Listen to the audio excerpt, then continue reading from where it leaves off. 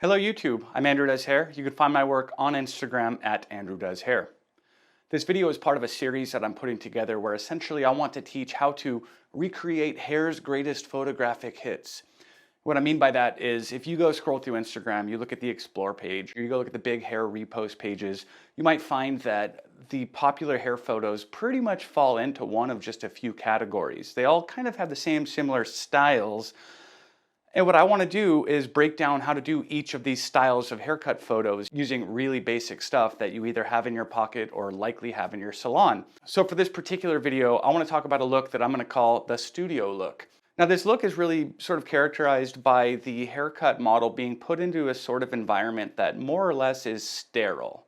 There's not going to be like plants or windows or textures or anything in the background. You pretty much have like neutrally colored light filling the photo and a very empty space behind them look. It's not as simple as just a white wall or a black wall, even though that's kind of what it is. It's like, here's a haircut pulled out of the world we know and put into a vacuum of sterile, neutral light to show you. It's honestly, it's kind of like an editorial photo shooty kind of look. But again, I'm gonna kind of call it just the studio look here. And we're gonna do this using an iPhone and a ring light and maybe one other light, this little Yongnuo light here. So the first thing you'll need is just a plain wall. My wall happens to be white. If you don't have a white wall, you can get like a seamless paper backdrop for like 30 bucks online. Something like this. This one's gray, as you can see. But you'll want to find some place that's got a nice, flat, even wall. And then the first thing you're going to want to do is get your model the hell away from that wall. Like the number one wrong thing that I see barbers and hairstylists do when they're trying to take these kinds of photos is they mugshot the model and they put them right up against the wall. You want to have a good 5 feet between your model and your wall.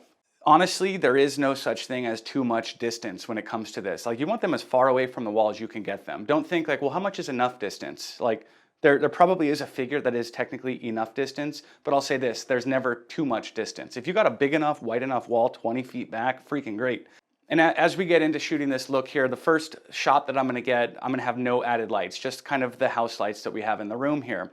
And I want to give you a tip about shooting with your phone. See, typically when you shoot with your phone, it wants to try to get like a perfect middle ground exposure to where nothing is too bright and nothing is too dark.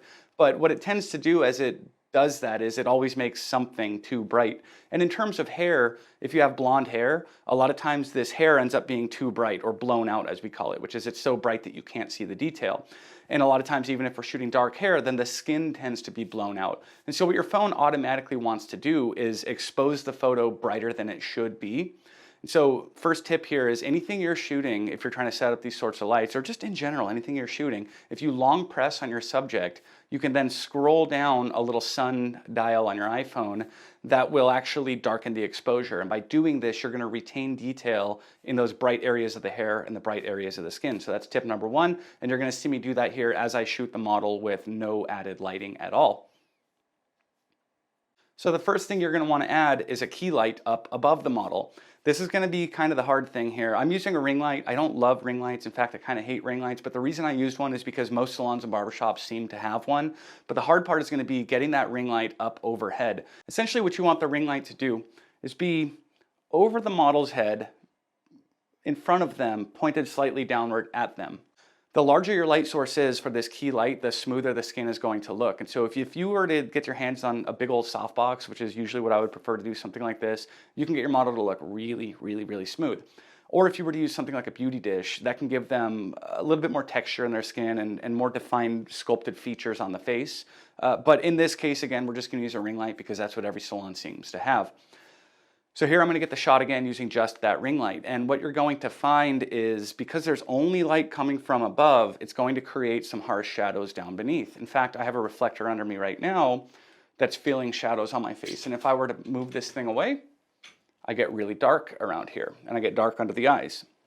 So by putting a reflector in there, which is the next thing we're going to do, the reflector is going to fill that shadow and fill the shadows in my eyes.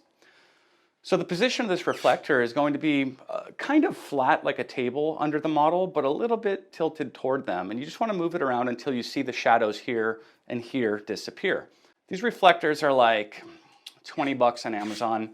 They fold up really small. You can keep it in your station or in your backpack. Like I have one in my car. I have one like a couple in the studio here. When I go to open my fridge to get a leftover burrito, like one of them opens up and falls out of my fridge. Like these reflectors, just buy a couple of them and keep them everywhere because you always can use one. They're great. So now as I go to get this photo with both the key light up above, the ring light, and the reflector down below, these are positioned in what we call a clamshell setup. And this is like your traditional, straightforward, classic beauty photo. This is how like beauty headshots are taken, is you have a key light up above, you have a fill light down below, and they're positioned like a clamshell. And then what you want to do is have the clam like wanting to eat your model, and you want to shoot from the throat of the clam. And as I shoot this, you can see that the reflector smooths out her skin a little bit. It fills in the shadows under the jaw and under the eyes. It puts a little sparkle in the eye. And again, because I'm slightly underexposing to retain detail in the brightest parts of her face, what I'm doing to the white wall behind her is turning it gray. So when you see these photos that have like a really clean, crisp, punchy, bright white background, the reason the wall is punchy, bright, clean white is because they're throwing light on it. So I've got this stick here, this Yongnuo YN360. I've got a video all about this light if you look up the best light for barbers and hairstylists on my channel, or I'll link it in the description below. If I take one of those and I put it behind the model and point it at the wall, I can throw light at the wall, making the wall crisp, bright, clean white. Now, here's a big tip about phone photography and just photography in general, is if I were to try to shoot her using like the wider lens on the iPhone, like the 1x lens or definitely the 0.5 lens, then that little blob of light that I threw behind her isn't going to be big enough to fill the area behind her. But if I back up and I zoom in, then that little blob of light will actually grow in comparison to the model. And so you want to stand pretty far back and shoot it like 3-4x on your phone to make that splash of light bigger. Unless you got two of these stick lights and you can put them on the outsides and make a bigger area of light behind them. But shooting this way, now I've got my key light up above, I've got my fill light down below, and I've got some white being thrown at the white wall.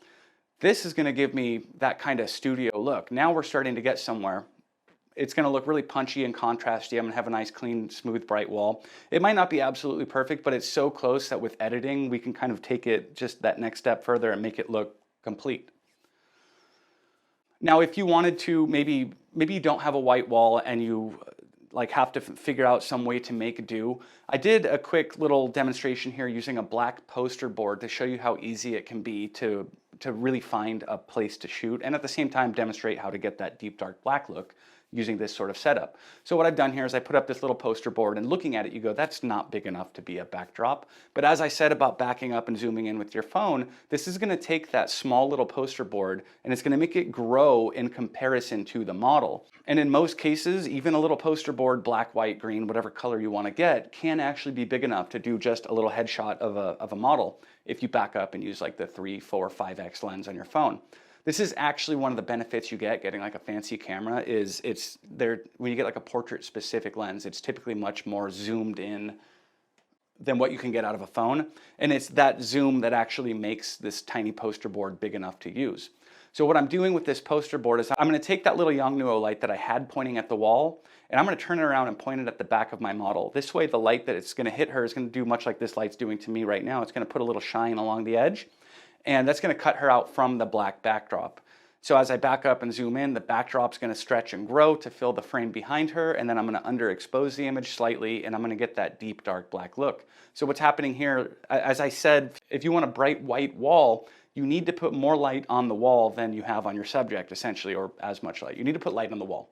If you want a black backdrop, whether you're using paper like I've got hanging back here, or whether you're using a poster board like I just did in this demo, you want to make sure that you don't have light hitting that poster board. So again, you want to have your model like a few feet away from it because you don't want the light that you have on them to also be on that black board. Otherwise, it's going to shoot as gray.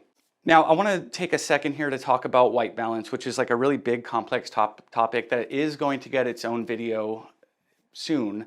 And essentially, I know that in most salons and barbershops, we tend to have kind of yellow lights in there. Everything's a little bit on the warm side because it's cozy and it's easy on the eyes.